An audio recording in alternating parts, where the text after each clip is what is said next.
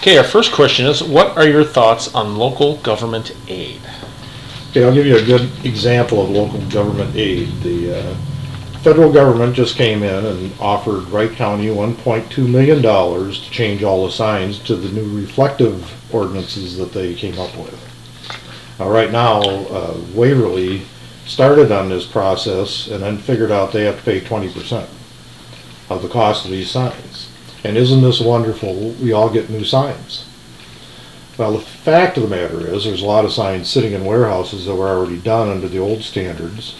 So we're basically throwing away all the signs that are already mounted. It makes some sense if they said, all right, we've got a new standard for our signs, use what you've got, and then we can place some new ones up. The cities still have to pay 20% of this bill. For small towns, this can be an extensive amount of money. And when you figure Wright County gets $1.2 million, how many billions of dollars of federal money are we talking about here to change signs that have been working pretty good until now? This is just a perfect example. You can look at when Jesse Ventura came in and offered all this, said that let the state take over our schools and we'll be more than happy to pay for them. Well, all of a sudden all this state aid is starting to trickle out and disappear. So those promises are never kept.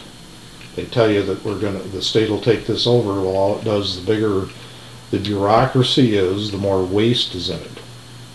When you go to the MnSCU website, which is about 100,000 employees in the Minnesota education departments, over 50% of those jobs are not teachers. Woodbury has 3 people that just take care of their finances now. When I went to high school, we had a principal and a vice principal. And the vice principal was in charge of the paddle. He was an ex-Navy commander, and he set the tone in the beginning of the year. That school did not have, or that school district did not have, all these potentates down the line are making $150,000 a year trying to fix their budgets. That's the problem with government aid, and relying on other sources for our revenue resources is they're just not reliable. And Waverly, at the sign ordinance with Waverly, they're getting to the second stage of this, and now they're balking, and their commissioner is hanging this up. The guy that is the head of the highway department, I talked to him out in the hall. He's a 37-year highway department guy on a loan from MnDOT. Now who's paying his salary? And then he says, oh, I'm retiring. And I said, well, what's your pension going to be like? And he kind of blanched a little bit and said, it'll be sufficient. So I'd like to know what these pensions are coming out of this county. The county really has to become self-sufficient, because I don't think we're going to see money from the feds like we used to, or the state. They're cutting budgets everywhere because they have to.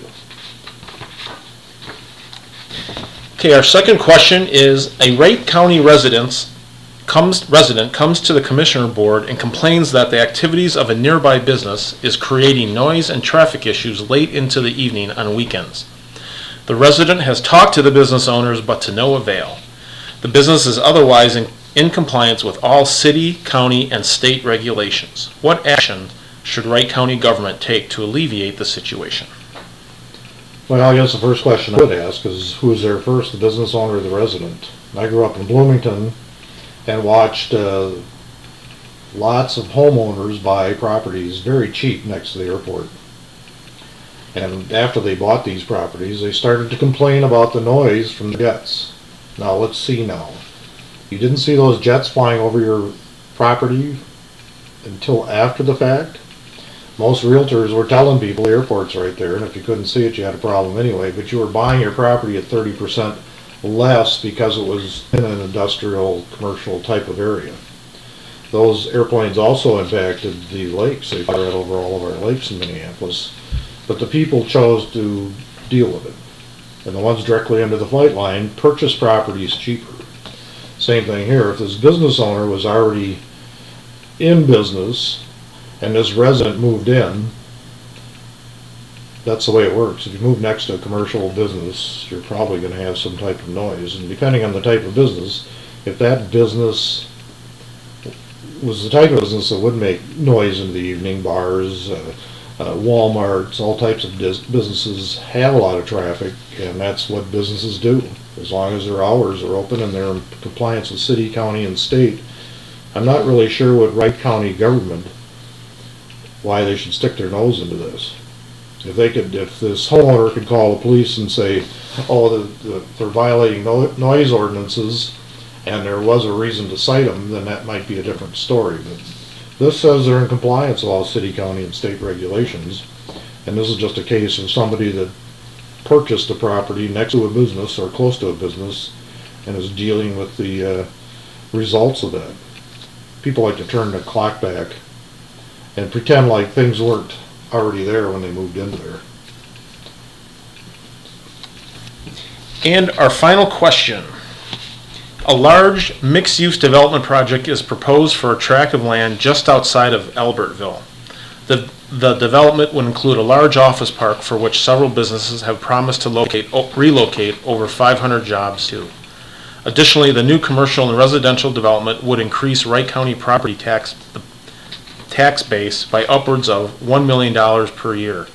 The only obstacle in bringing this project to fruition is that one of the landowners of the proposed site does not want to sell his land to the developer. What are your thoughts on what the role of the county should be in resolving the situation? Well, I think that's an easy one. That's eminent domain. And the fact of the matter is, this property owner's got the ability to keep his property. He moved there in good intentions, and just because Wright County is going to make $1 million a year, maybe. It's a big maybe. Right now, Albertville, most of those lots are in foreclosure. Up in the whole north end of this county has got developments that went back to the bank. The property that I think about is Best Buy. And they put a couple of businesses out of business and took out some of the most productive real estate homes in Richfield to put the new Best Buy headquarters in there. And to do that, they had to violate eminent domain. They made Best Buy, forced all these people out. Now that wasn't just one homeowner, that was a bunch of them. And this is a large corporation, and I would assume any developer is a large corporation, basically running over the rights of an individual and property rights. And life, liberty, and property is what this country has got to be based upon. So it's pretty easy to me, the county has absolutely no role in this situation. If they want to try and buy him out, I always used to say in real estate there's a fish for every bowl. So if you make that bowl big enough, he'll probably sell. And if he doesn't, that's too bad. That's the developer's problem. He'll have to go find another piece of land.